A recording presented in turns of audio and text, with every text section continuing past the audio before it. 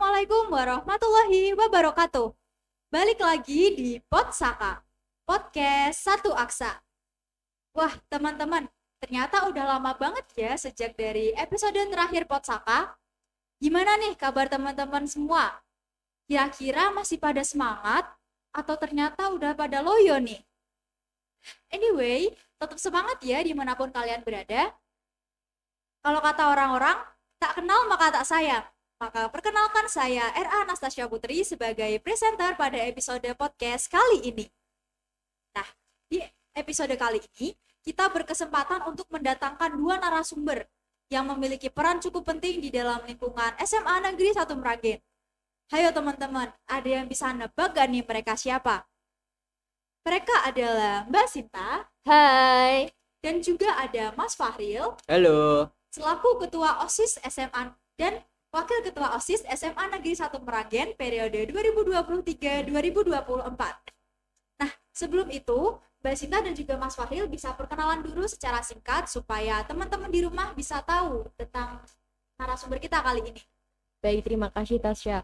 Sebelumnya, perkenalkan saya Sinta Alifa Rahmadani, saya dari kelas 11-8. Di OSIS saya menjabat sebagai Ketua OSIS SMA Negeri 1 Meranggen periode 2023-2024.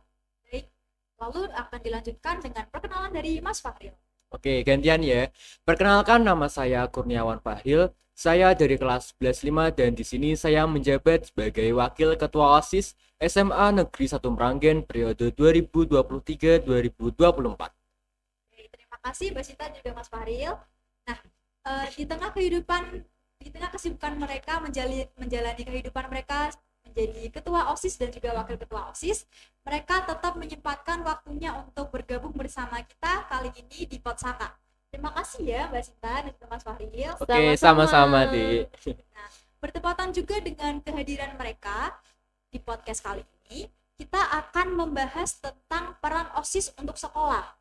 Nah, sebelum itu, OSIS itu apa sih Mbak, Mas?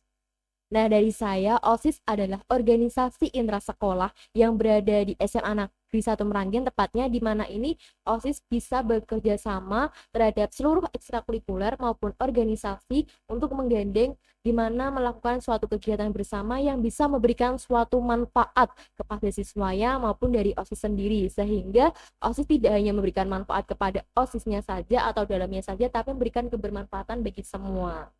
Oke, baik. Kalau menurut Mas Fahril, OSIS itu apa?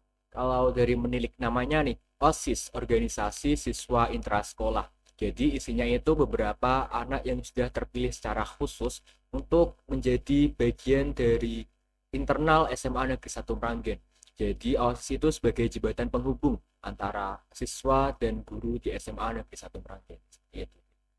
Jadi OSIS itu menyatukan ya segala elemen yang ada di SMA Negeri 1 Meranggen. Iya, sebagai penghubung itu teman-teman. Salah satunya juga bisa gini deh, sebagai wadah aspirasi bagi para siswa untuk mengemukakan pendapatnya agar bisa diterima oleh semua elemen yang ada di SMA Negeri 1 Meranggen.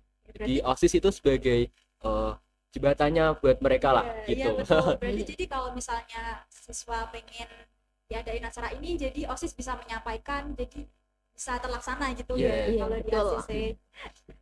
Nah, kesibukan Mbak Sita dan juga Mas Fahril akhir-akhir ini itu apa?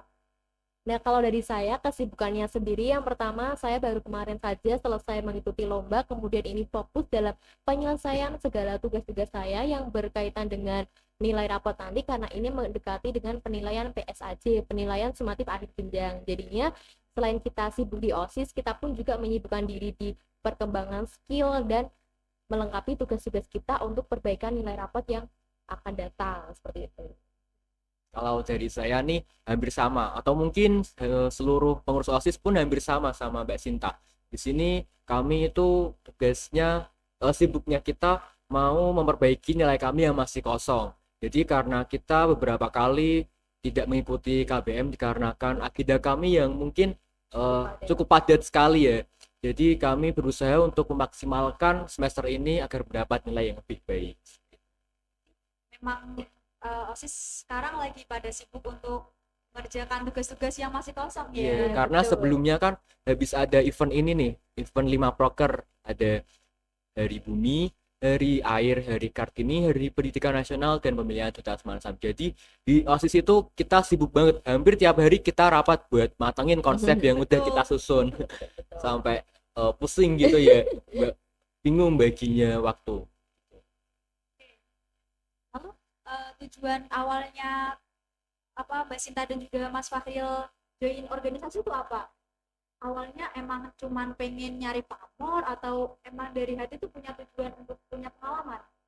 Nah, kalau dari hati saya, di mana dulu waktu saya SMP itu mengikuti OSIS di tingkat SMP, di mana saya sudah mengetahui nih seluk-beluk OSIS di SMP, bagaimana sistematisnya, bagaimana strukturalnya, dan bagaimana program kerjanya. Kemudian saya ingin meningkatkan ingin tahu saya lebih tinggi, bagaimana sih perkembangan OSIS di SMA nanti, apakah berbeda, apakah lebih tinggi derajatnya, ataupun sebaliknya. Namun, di mana saya mengikuti OSIS di waktu SMA ini, saya banyak mendapatkan skill-skill. Salah satunya adalah keterampilan berbicara di depan umum, kemudian bagaimana manajemen waktu dengan baik, dan bagaimana kita meningkatkan relasi kita kepada teman-teman kita yang bisa memberikan manfaat untuk masa yang akan datang. Berarti karena emang pengen ngerasain juga ya OSIS di SMA itu seperti apa. Iya, Dari betul. Mas Fahril tujuan awalnya itu apa? Kalau tujuan awal nih, dari SMP nih, jujur saya udah ikut beberapa organisasi. Salah satunya di OSIS. Nah, waktu kelas 8 nih, ada pemilihan ketua OSIS. Nah, di situ saya mencalonkan diri dan alhamdulillahnya saya berhasil menjadi ketua OSIS waktu SMP. Wow. Nah, tapi karena ada COVID waktu itu, jadi proker-proker yang sudah saya susun bersama tim itu tidak jadi terlaksana.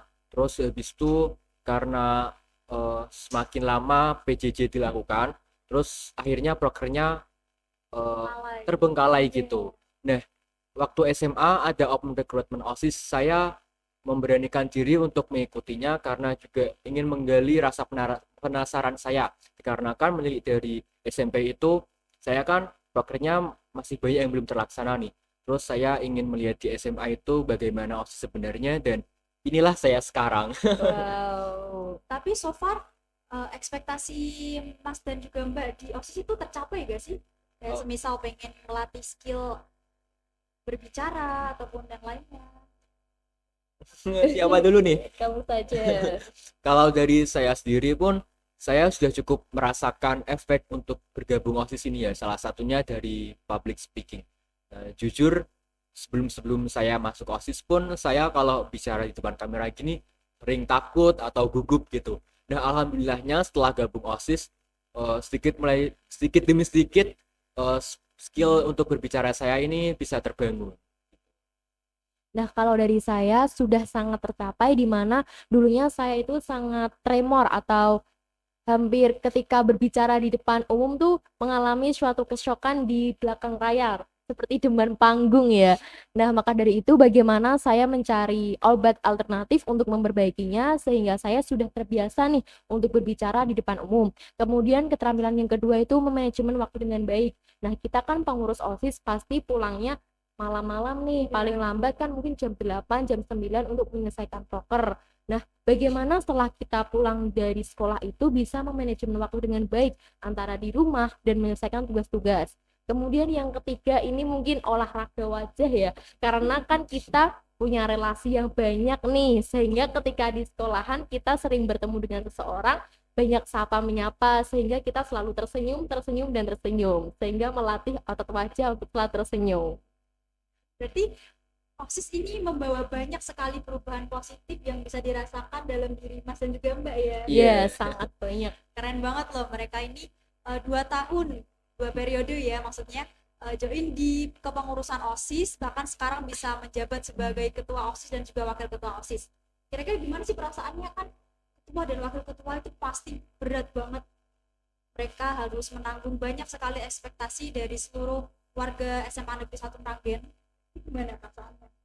Kalau dari saya perasaannya ada bangga, kemudian juga ada capeknya. Bangganya di mana saya bisa memberikan manfaat ilmu saya kepada teman-teman saya dan saya bisa menjadi tempat bercerita kepada teman-teman saya di mana ketika teman-teman saya mengalami sebuah masalah, entah itu masalah antara keluarga maupun masalah personal lainnya, di mana saya bisa memberikan solusi sehingga saya bisa memberikan ilmu saya kepada teman-teman saya.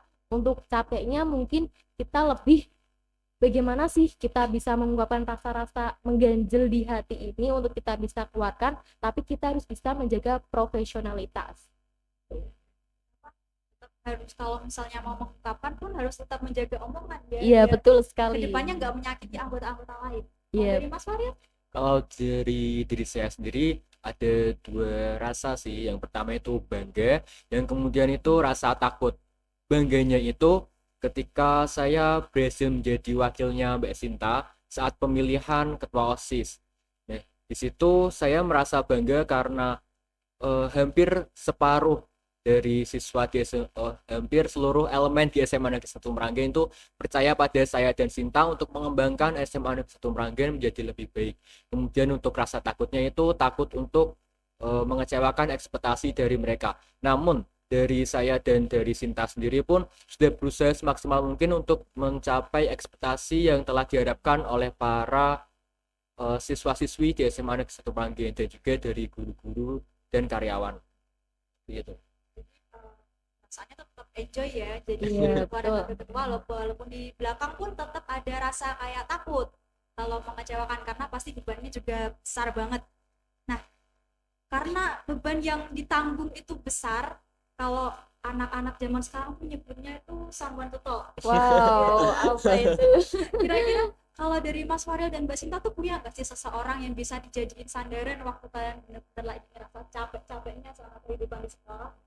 Kalau dari saya itu memanfaatkan apa yang ada di OSIS, memanfaatkan apa yang ada di dalamnya, sehingga ketika saya menghadapi suatu masalah yang sangat besar, maka saya menjadikan OSIS sebagai tempat bercerita saya, tempat berkeluh kesah saya kepada tim eksekutif maupun tim lainnya. Sehingga ketika semua pendapat diadukan mempunyai suatu solusi nih, solusi itu bisa memberikan manfaat kepada sesama, sehingga tidak mempunyai manfaat kepada saya saja, tapi bisa memberikan manfaat kepada sesama. Dan begitu pun sebaliknya, ketika saya punya masalah pribadi, saya pun memanfaatkan ide-ide teman saya, bagaimana sih ide teman saya dalam membantu penyelesaian masalah pribadi saya, seperti itu. Kalau dari saya someone to talk ya. Saya mungkin sering bicara dengan beberapa anak OSIS juga karena kan gimana ya, kita dari OSIS pun sudah lama berkenal ya. Kalau kita sampai pulang malam juga kan itu juga dari pengurus OSIS juga. Itu OSIS itu udah mendarah daging lah ke keluarganya. Jadi kalau gimana pun mau mengungkapkan isi hati saya pun juga dari anak OSIS gitu. Kalau someone to talk-nya dari luar OSIS gitu punya nggak? Waduh, cukup Kalau itu rahasia ini. dia pribadi ya. Kelihatan nih udah nggak mau jujur.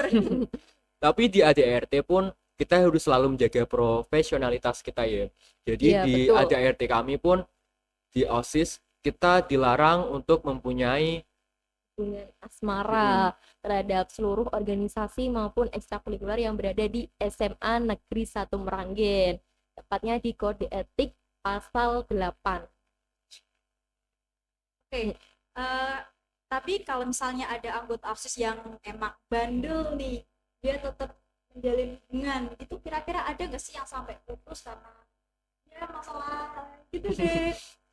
Pasti di setiap aturan itu ada konsekuensinya ya. Nah, setelah kita mengetahui nih, sekiranya ada pengurus OSIS yang menjalani hubungan-hubungan asmara. Nah, kita dari tim eksekutif maupun dari tim OSIS menindaklanjuti masalah tersebut untuk keterbaikan keduanya, maupun keduanya tetap menjalankan, tapi mereka harus bisa menjaga profesionalitas di tempat, sehingga ketika dalam pekerjaan atau berkegiatan itu tidak mengganggu kegiatan OSIS, seperti itu.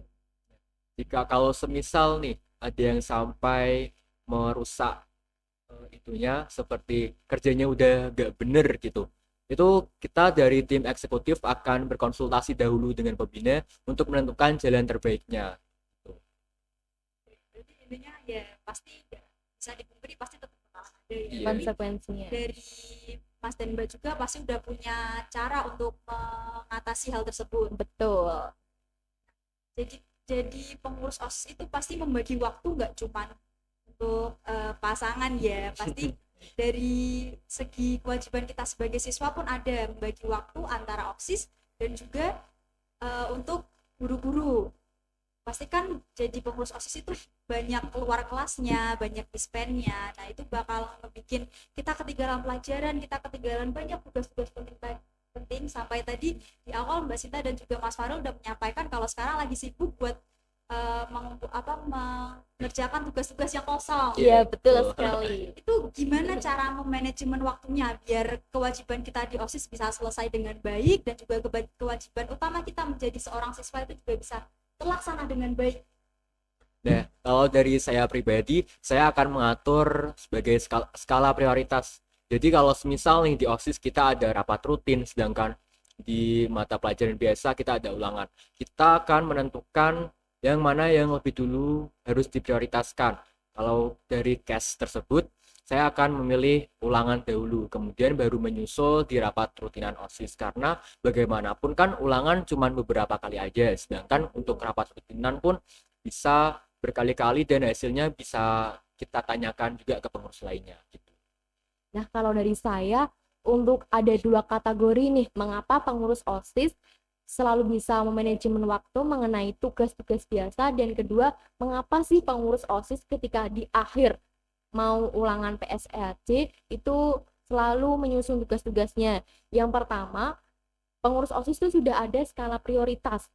Skala prioritas biasa itu di mana ketika beliau atau seseorang tersebut bisa menstabilkan antara pentingnya ulangan atau pekerjaan dari kelas dengan pekerjaan di OSIS nih, di mana dia itu bisa memperseimbangkan keduanya. Namun yang kedua, ketika pengurus OSIS mengejar tugas-tugas di akhir PSAJ atau hendak mau PSAJ, itu ketika pengurus OSIS menghadapi suatu kegiatan-kegiatan besar dan waktu itu ada KBM nih. Nah, mungkin dari tersebutlah pengurus OSIS ada beberapa yang banyak ketinggalan tugas-tugasnya. Nah, tugas-tugas itu disusulkan ketika hendak menghadapi PSAJ seperti itu. Jadi cara untuk mengatasinya adalah dengan membuat skala prioritas ya. Jadi harus memang kita sendiri harus pinter-pinter untuk membagi waktu supaya nggak ada tugas-tugas yang terbengkalai. Even walaupun kita kayak udah melakukan yang terbaik, udah kayak mencoba yang sebisa kita, tapi pasti ada kan beberapa pihak itu yang pasti tetap gak suka. Betul Iya, betul. sekali. Ada kan Bang? Iya, ada. Itu gimana menyikapinya? Kalau dari saya diambil nih sisi positifnya, seumpama dari pihak tersebut tidak menyukai kita ataupun sebaliknya, kita harus bisa membuktikan bahwa apa yang tidak mereka sukai itu menjadi mereka sukai dengan kita cara pembuktian, bukan dengan cara balas dendam. Maka dari itu, dari pembuktian tersebutlah yang membuat kita bisa akrab kembali, bisa menjalin hubungan dengan baik lagi. Kalau dari saya nih, tetap bersikap secara kepala dingin dan sampai kita membalas secara tidak normal kepada yang tidak suka kepada kita. Lalu kemudian hampir sama dengan Mbak Sinta, kita ambil sisi positifnya. Misalnya mereka mengkritik kita tentang pakaian kita yang kurang rapi atau bagaimana, maka kita tingkatkan kerapian pakaian kita. Atau mungkin jika mereka mengkritik tentang nilai-nilai kita yang masih kurang, bisa kita tingkatkan nilai-nilai kita dengan belajar bersama anak-anak OSIS seperti itu. Intinya kita harus lebih bisa menunjukkan bahwa kita itu tidak seperti yang mereka kritik gitu. Ya, berarti kita tuh jangan membalas dengan perbuatan yang tidak baik juga, tapi kita harus tunjukkan dengan kerja nyata. Kalau selama ini kita keluar kelas itu buat ngurusin acara penting. Iya, Iya, buat betul acara sekali. mereka juga. Iya, betul. Jadi kita bisa nunjukin kalau selama ini tuh kita benar-benar kerja, gak cuman asal keluar tidur-tiduran atau males-malesan, tapi ada hasil nyatanya dari jerih payah kita selama ini. Iya. Nah, menyangkut perizinan keluar kelas itu kira-kira dipermudah atau malah dipersulit? Ada dua. Iya, Ada dua ya. betul. Pertama itu ada yang mungkin meloskan saja, tapi ada juga yang mempersulit kita. Kalau yang dari mempermudah kita itu contohnya dari guru-guru yang mungkin sudah berpengalaman di kesiswaan. Jadi kita semisal ada izin untuk mengikuti rapat kegiatan atau mungkin mempersiapkan untuk memulai kegiatan itu dipermudah. Tapi jika guru yang mempersulit kita itu mungkin akan ditahan beberapa saat dulu. Lalu sebisa mungkin kita akan menjelaskan secara detail untuk apa kita keluar. Seperti itu. Nah, kalau dari guru yang mengalami siswanya itu kesulitan dalam perizinan, maka cara menghadapinya yang pertama yaitu ketika siswa tersebut mengalami susah perizinan, maka kita dari pengurus OSIS mempunyai strategi buat mengikuti pembelajaran dari guru tersebut selama 1 jam nih. Nah, selama jam berikutnya baru kita untuk keluar menyelesaikan kegiatan kita di OSIS. Nah, bagi guru-guru yang mempermudah pun tetap sama. Setidaknya ketika ada ulangan, kita akan tetap mengikuti ulangan tersebut, baru kita menyelesaikan tugas-tugas di OSIS. Intinya maupun terdapat guru yang mempersulit atau mempermudah perizinan kita tetap melaksanakan tata krama terhadap guru tersebut, maupun guru-guru yang mempermudah maupun guru-guru yang mempersulit. Karena kita itu hubungan kita dengan guru itu kan pasti kita yang lebih membutuhkan guru, kita yang butuh Iya, ilmu betul. dari Kita mereka. butuh nilai Jadi juga dari kita mereka. harus tetap hormat sama mereka, kita Iya, harus tetap tata krama baik-baik. nomor 1. Karena Betul. apapun etika lebih penting daripada ilmu yang kita Ilmu, punya. ya betul betul Mas, setuju. Nah, dari tadi kita membahas tentang OSIS yang sering keluar kelas, bahkan sampai ada beberapa pihak yang nggak suka sama OSIS. Iya, betul. Tuh kira-kira tuh karena apa sih OSIS tuh keluar kelas tuh karena apa? Peran OSIS untuk sekolah itu apa? Yang pastinya di mana OSIS itu memberikan kebermanfaatan bagi sekolah dan di mana sekolah selalu membutuhkan OSIS dalam melaksanakan atau menjalankan proker dari sekolah. Salah satunya adalah wisuda kemarin nih dari kelas 12 di mana tim-tim OSIS dimintai tolong oleh sekolah untuk kita bisa bekerja sama dengan sekolah dalam mewujudkan kelancaran dari wisuda tersebut. Nah, pas kemarin wisuda Mas Faril ini jadi penarinya. Pengiring deh, pengiring bukan ya penari sih. Malu saya. Tapi gak apa itu hitung-hitung sebagai pelajaran juga karena sebentar lagi juga saya ingin mengikuti lomba pramuka dan di situ juga salah satunya harus ada menunjukkan bakat minat saya. Nah, kemarin dikarenakan ada wisuda, saya dimintai tolong untuk menjadi penari. Nah, di situ saya jadikan peluang untuk mempelajari tari agar besok ketika lomba itu saya dapat langsung tidak perlu latihan lagi gitu, bisa langsung mendapatkan hasilnya gitu. Nah, jadinya ketika OSIS memberikan peran kepada sekolah maupun sebaliknya, otomatis itu dalam hal visi positif. Tidak mungkin kita OSIS menyalahgunakan jabatan kita untuk hal negatif, contohnya seperti bolos lah, atau pergi ke pelajaran lah, dan sebaiknya kita sebagai pengurus OSIS untuk bisa mengeluarkan sisi positif kepada sekolah. Kesimpulannya peran OSIS di dalam sekolah yaitu OSIS diharapkan bisa membantu kelancaran kegiatan-kegiatan yang diselenggarakan oleh sekolah. Betul sekali. Segala kegiatan yang ingin diadakan oleh sekolah itu OSIS yang mendampingi ya. Iya. Oke. Nah, di antara yang sudah Mas dan Mbak sebutkan tadi, menurut Mas dan Mbak itu ada gak sih peran-peran OSIS yang masih perlu ditingkatkan lagi? Yang masih ada banyak sekali kekurangannya itu kira-kira apa? Masih, mungkin ini menjadi suatu standar umum, yaitu di masalah komunikasi nih. Banyak sekali sering dijumpai di pengurus OSIS di zaman sekarang itu masih miskomunikasi, maupun kita saling berkomunikasi pasti ada salah satu komunikasi yang kurang. Nah, maka dari itu untuk kedepannya bagi pengurus OSIS bisa meningkatkan komunikasi lebih baik lagi, bisa meningkatkan kerjasama lagi, dan bisa meningkatkan relasi-relasi di dalam sekolah. Dan jangan selalu berpikir bahwa pengurus OSIS itu lebih tinggi dari siswa-siswa lainnya, karena kita tuh mempunyai hak-hak yang sama, sehingga ketika kita berhadapan dengan siswa lain, kita harus tetap bertegur sapa, bertata krama, karena inti dari pengurus OSIS diajarkan adalah supaya kita bisa bertata krama dan bersosialisasi dengan baik kepada semua orang yang berada di SMA Negeri 1 Meranggen. Kalau menurut saya sih yang perlu ditingkatkan itu dari segi anggaran ya.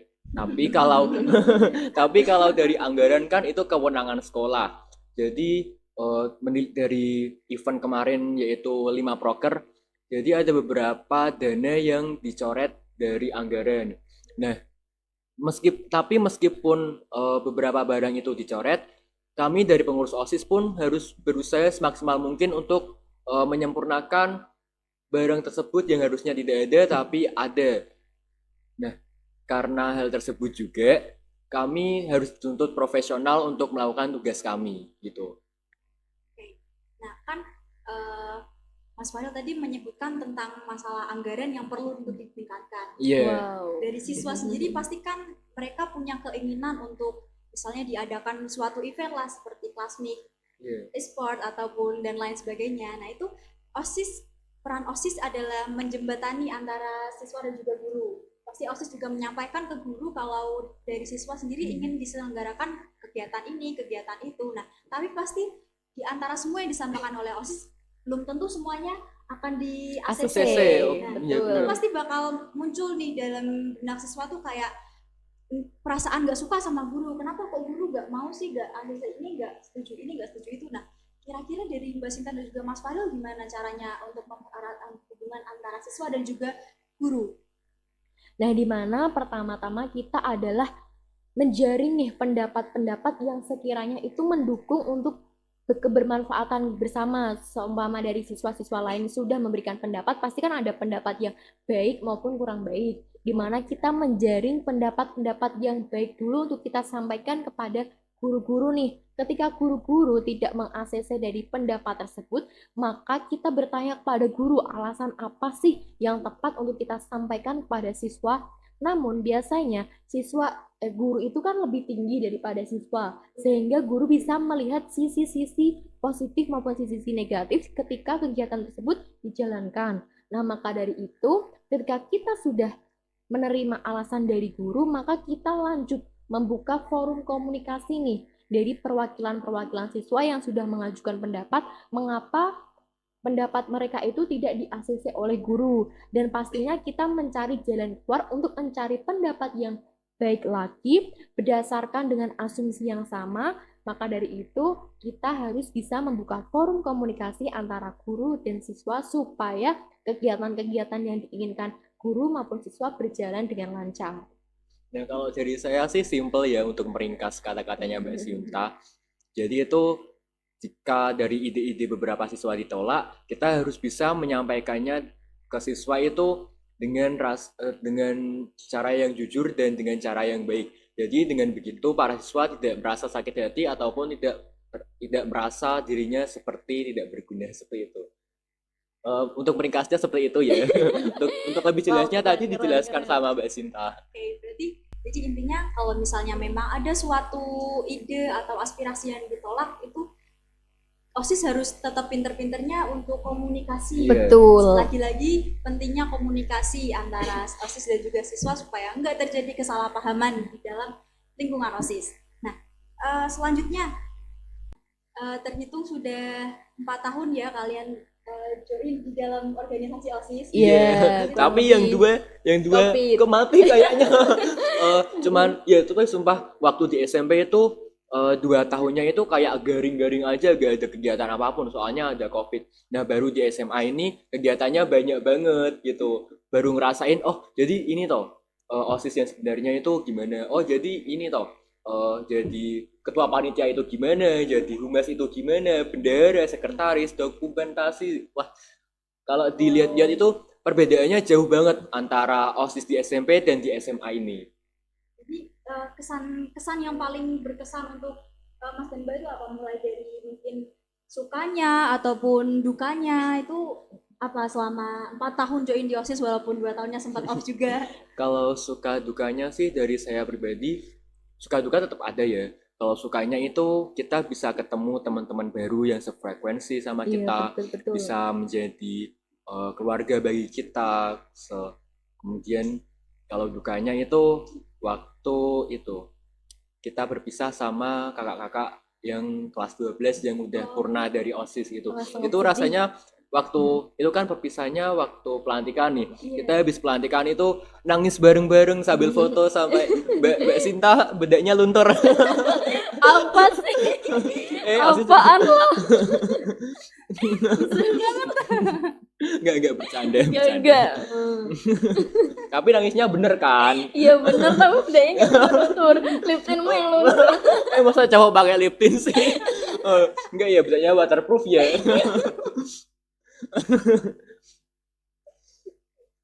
Kalau dari Mbak Sinta momen paling berkesannya itu apa? Kalau momen paling berkesan itu di Pilketos kemarin, itu cukup menguras tenaga saya dan Mas Fahril, di mana waktu itu saya membelah diri di lomba pramuka dan saya membelah diri di Pilketos.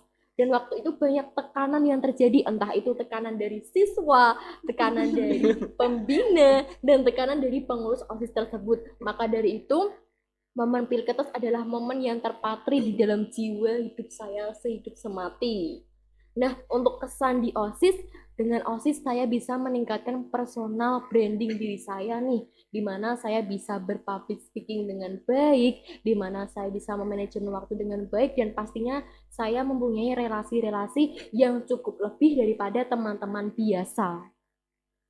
Oh iya, untuk pembina di OSIS SMA Negeri 1 Meranggen itu ada siapa aja sih? Karena paling pasti kan OSIS SMA Negeri 1 Meranggen nggak bakal bisa ada di titik ini tanpa ada binaan dari mereka. Betul sekali.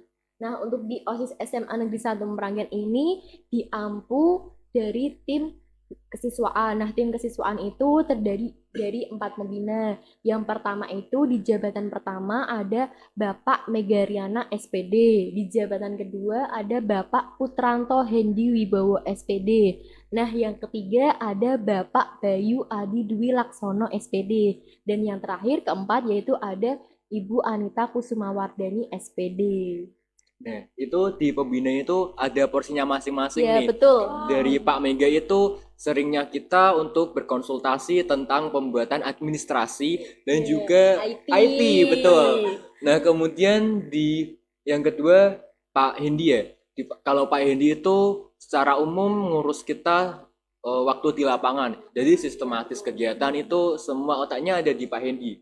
Lalu kemudian yang ketiga dari Pak Bayu. perizinan. Untuk Pak Bayu itu khususnya mengurus perizinan kita karena Pak Bayu itu sebagai salah satu guru bimbingan konseling ya. Iya, betul. Nah, kemudian untuk Bu Anita itu sebagai bendahara kita karena beliau yang mengatur keuangan dan anggaran kita Iya, betul. gitu. Nah, di mana setiap pembina sudah mempunyai porsi masing-masing. Dari porsi masing-masing tersebutlah yang mendukung OSIS SMA Negeri 1 Meranggen ini lebih maju dari periode sebelumnya dan sebelumnya, dan semoga di periode selanjutnya OSIS SMA Negeri 1 Meranggen ini lebih canggih dan lebih maju nih. Amin, amin. Semoga tambah sukses ya. Amin, amin. Angkatanmu nih deh, harus dilanjutin lagi. Ya semoga bisa memenuhi ekspektasi Mas dan Mbak. Amin, Oke. amin, siap-siap. Kalian menjadi pengurus OSIS itu kan pasti berbeda dari murid-murid yang lainnya, dari siswa-siswa lainnya. Pasti kalian Iya, harus betul. menjadi panutan. Kalian harus dituntut untuk menjadi lebih baik daripada mereka semua. Iya, betul. Kira-kira karena kalian ini menjadi pengurus OSIS itu pernah gak sih ngerasa dibedain? Atau mungkin dihujat kayak, kamu sok bener nih, sok itu mentang-mentang OSIS gitu. Pernah loh, pernah. Baru kemarin sih ada temanku tuh tanya beberapa persoalan tentang sekolah. Padahal tuh di sini kami kan jadi OSIS bukan jadi guru, bukan Iya, bukan betul. juga jadi mata-mata. Iya, iya, Kemarin iya. ada temanku tanya itu, ini PBDB kapan mulai? Padahal kan Betul. Kita dipenuhi itu. padahal kita kan dari OSIS kan bukan yang mengatur masalah PBDB, tapi Iya. mungkin untuk masalah MPLS kami juga membantu pihak sekolah untuk melaksanakannya melaksanakan MPLS tersebut gitu. Nah, kalau dari saya tidak pernah dibedakan oleh teman-teman kelas saya maupun teman-teman sebaya saya. Karena saya sudah menyusun strategi nih, maupun saya menduduki jabatan di OSIS, tapi saya harus bisa berkontribusi penuh di kelas nih.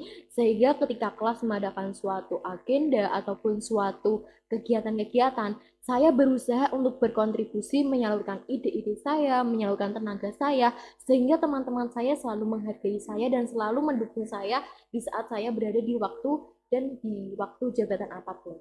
Alhamdulillah banget ya, rasanya tuh Alhamdulillah, senang kalau Mbak. punya Iya. teman yang suportif Iya, gitu ya, betul, selalu betul. mendukung. Nah, untuk kehidupan kan pasti enggak cuman ada di sekolah juga ya, tapi kan di luar sekolah kalian tetap punya kehidupan pribadi. Iya, Iya. betul. Dan enggak selamanya kehidupan kalian itu bakal mulus. Kira-kira ketika di satu sisi dalam kehidupan pribadi kalian punya masalah, dan juga di sekolah pun, di organisasi pun kalian punya masalah juga, punya tekanan. Itu gimana cara untuk membagi pikirannya gitu supaya enggak bikin salah satu beban tuh jadi makin berat gitu. Healing Nangis. kali ya. Nangis. Oh, beda-beda ya. Kalau saya sih mungkin karena kalau pengen healing kan juga butuh uang juga. Itu malah jadi pikiran lagi. Kalau Wow. saya mungkin untuk mengutarakan isi kepala saya mungkin cuma nangis sih. Kan wajar ya cowok nangis ya. Wow, Wajar ya, kan? ya, ya, Wajar wajar, dong. wajar, Terus wajar. habis tuh, tapi habis nangis tuh rasanya kan Lega. lega gitu. Tuh. Nah, itu baru saya mulai berpikir untuk menyelesaikan permasalahan yang saya hadapi. Kalau dari saya meluapkan rasa capek, sedih, susah, yaitu dengan pertama kita berbicara kepada orang tua, kita face to face apa yang kita hadapi. Nah, kemudian yang kedua yaitu sama menyendiri di kamar, kita merenung apa sih yang kita lakukan selama ini tuh sudah cukup jauh. Jangan lupa mengapresiasi diri atas apa yang sudah kita lakukan sekarang. Jangan lupa memotivasi diri dan jangan selalu menjudge diri kita itu buruk. Nah, setelah kita memotivasi diri kita, kemudian kita dilanjut dengan pergi jalan-jalan mencari angin-angin segar, melihat-lihat pemandangan yang baik yang bisa merefreshkan otak dan pikiran kita. Oke, baik-baik. Nah, terus karena dari OSIS itu kan pasti kayak sering pulang malam, Iya, sering, betul, betul. ya pasti sering banget pulang malam. Iya, iya, Iya, sering, sering, sering. sering. Apalagi waktu kita batin-batinnya Hamin berapa gitu, kita mau acara, mungkin kita sambil nginep juga Iya, di sekolah. Atau mungkin kalau pulang tuh paling jam 9 mungkin, jam 9 atau jam 10 gitu, kita baru dari sekolah. Sampai rumah mungkin jam setengah 11-an. Itu saya pernah sih, waktu itu ada acara apa ya?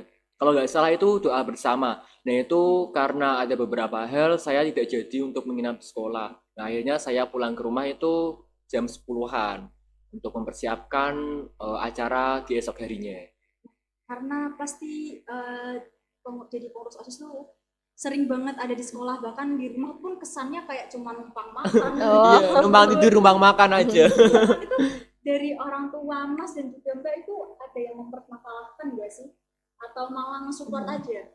Kalau dari saya sampai saat ini, di mana ketika dulu saya masuk OSIS di SMA, saya sudah ada perjanjian nih dengan kedua orang tua saya, apakah kedua orang tua saya itu mengizinkan atau tidak. Dan ternyata jawaban orang tua saya itu selalu mendukung saya, yaitu di mana saya selalu mengizinkan. Dan tips and trik saya ketika di rumah dan tidak dimarahi orang tua yaitu dengan selalu membantu kedua orang tua saya dan bisa membagi waktu nih di mana saya harus waktu jam istirahat dan di mana saya selalu membantu orang tua. Jadinya kita bisa menyeimbangkan antara waktu di sekolah dan waktu di rumah. Ya, kalau dari saya ini salah satu tips juga ya. Kalau dari saya mungkin kepercayaan sih dari orang tua. Orang tua selalu menyupport saya kalau jika saya mengikuti hal-hal yang positif. Di sini kan kita di OSIS juga mempunyai grup khusus untuk orang tua nih. Iya, betul. Nah, jadi beberapa kegiatan itu sering disiarkan di grup tersebut. Jadi orang tua itu selalu memantau kita dari kejauhan. Jadi bagaimanapun kita harus selalu menjaga kepercayaan orang tua kita karena kepercayaan itu mahal harganya. Iya, tetap harus kita harus tetap menjaga kepercayaan itu ya. Jangan Iya. malah kita izin ada rapat tapi malah kitanya main terus Iya. ketahuan gitu. Nggak boleh itu, nggak boleh. Nah, menambahi juga ya, pasti orang tua pun juga butuh pembuktian nih dari kita. Apa sih manfaat kamu ikut OSIS dan apa sih bagaimana sih pelajaran kamu ketika kamu mengikuti OSIS, dan pastinya kita harus bisa memberikan pembuktian di orang tua kita bahwasanya ketika kita mengikuti OSIS kita masih unggul di dalam hal pelajaran seperti itu. Iya betul, karena yang dituntut orang tua itu pasti selalu nilai. Iya, Iya. betul. Kalau misalnya nilai jelek pasti gak bakal dibolehin buat Iya, iya. lanjut organisasi. Iya. Untuk pertanyaan selanjutnya ada gimana sih cara yang bakal kalian lakuin untuk meningkatkan kualitas kegiatan kalian di sekolah? Nah, untuk meningkatkan kualitas kegiatan di sekolah yaitu dengan selalu berinovasi, berpendapat dengan seluruh pengurus OSIS, bagaimana sih pendapat-pendapat yang lainnya untuk kita salurkan dan bagaimana sih pendapat-pendapat yang bagus yang sekiranya mempunyai kualitas tinggi untuk kita tingkatkan. Dan kita pun juga gabung nih di Vokade Demak, di mana itu forum OSIS khusus Kabupaten Demak. Nah, di sana ada perbincangan nih mengenai perkembangan OSIS di SMA sana, SMA sini, dan SMA lainnya, sehingga dari hal tersebut kita bisa mencari nih peluang dan tantangan sekiranya kegiatan tersebut dijalankan di OSIS di SMA lain. Nah, peluang dan tantangan tersebut masih kita jaring. Kita tidak hanya mengcopy paste, tapi kita menginovasikan lagi menjadi yang lebih baik. Nah, kalau dari saya itu untuk mengembangkan OSIS ya, kita dari ketua dan wakil ketua ini mempunyai suatu buku khusus untuk evaluasi. Jadi setiap selesai kegiatan berakhir, kita akan mencatat segala evaluasi yang ada pada kegiatan tersebut. Nah, setelah evaluasi tersebut tercatat, kemudian pada saat tahun depan menyelenggarakan event tersebut lagi, kita akan membuka catatan itu untuk meningkatkan dan berinovasi seperti kata Mbak Sinta tadi ya, agar event tersebut itu tidak sama seperti sebelumnya dan ada seperti penambahan dan inovasi yang dilakukan seperti itu. Setiap tahunnya pun OSIS tetap berusaha untuk berinovasi. Iya, Iya, tetap betul. itu. Bergabung di Vokade Demak, Iya, OSIS SMA Negeri 1 Meranggen bisa menilik kegiatan-kegiatan yang dilakukan oleh OSIS-OSIS di SMA lainnya. Jadi bisa improve juga ke iya, depannya. betul. Selanjutnya ini kira-kira ada gak sih harapan-harapan untuk periode-periode selanjutnya, angkatan OSIS periode selanjutnya itu apa? Nah, untuk dari saya sendiri, harapan pengurus OSIS ke depannya maupun OSIS di periode selanjutnya adalah satu, selalu meningkatkan komunikasi dalam berkegiatan. Yang kedua, kita harus saling mengerti nih beban satu sama lain. Jangan selalu menyalahkan salah satu pihak saja, tapi kita harus mengerti semua pihak. Yang ketiga, terikatnya jalinan-jalinan interaksi antara alumni-alumni OSIS supaya kita tidak melupakan jasa kepada sesuatu yang sudah memberikan ilmu, di mana kita mendapatkan ilmu dari masbaknya, maka jangan sampai kita memedot tali silaturahmi tersebut. Siap, dari Mas Faril sendiri? Kalau dari saya, mungkin untuk OSIS kedepannya bisa memperkuat kekeluargaannya, karena bagaimanapun kalian akan membangun organisasi ini bekerja bersama pun dengan teman-teman kalian semua juga. Jadi saya harap untuk kekeluargaan di pengurus OSIS kedepannya bisa diperkuat lagi. Gitu. Hubungan kekeluargaan antara angkatan yang sama dan juga angkatan sebelum-sebelumnya itu harus selalu dijaga ya. Iya, Jangan terikat. sampai memutus Tali tali silaturahmi. Gak boleh pedot kata Mbak Sinta. Tetot. Harus kentel. Selanjutnya, bentar nih, aku kayak kepo banget. Kira-kira pernah nggak sih Mbak Sinta dan juga Mas Faril tuh ada pikiran buat keluar OSIS tuh pernah nggak? Kalau dari saya itu tidak pernah, karena apa yang saya dapatkan itu lebih daripada apa yang saya rasakan kesedihannya. Kalau dari saya hampir sama dengan Mbak Sinta. Saya hampir tidak pernah berpikiran untuk keluar dari OSIS karena bagaimanapun di OSIS ini saya sudah seperti mempunyai keluarga baru dan di sini pun diri saya ditempa untuk menjadi lebih baik dan karena hal itulah saya ingin tetap bertahan di OSIS ini. Jadi udah istilahnya udah nyaman gitu Iya, ya udah di nyaman sini. Gimana banget. Udah dulu? punya keluarga di sini. Dulu mental Yupi, sekarang sudah menjadi mental baja akibat OSIS nih. Udah punya keluarga, iya bener, karena bisa dari teman-teman juga selama ini kayak nangis-nangis bareng. Iya, betul. Sampai bedanya luntur. Enggak. Wah, nggak kerasa banget nih udah berapa menit ya kita Wah, ngobrol-ngobrol kayak udah gini. lama banget. Cukup lama ya. Mungkin cukup sampai di sini dulu pembahasan kita hari ini bersama Mbak Sita dan juga Mas Fahril. Terima kasih atas kehadiran Mbak Sinta dan juga Mas Fahril sudah Sama-sama. menyempatkan waktunya untuk bergabung bersama Potsaka di episode kali ini. Dan jangan lupa untuk like, komen, dan juga subscribe di YouTube OSIS SMA Negeri 1 Meranggen dan nantikan episode-episode seru lainnya dari Potsaka. Terima kasih, saya RA Anastasia Putri, pamit undur diri. Wassalamualaikum warahmatullahi wabarakatuh. See you. Dadah.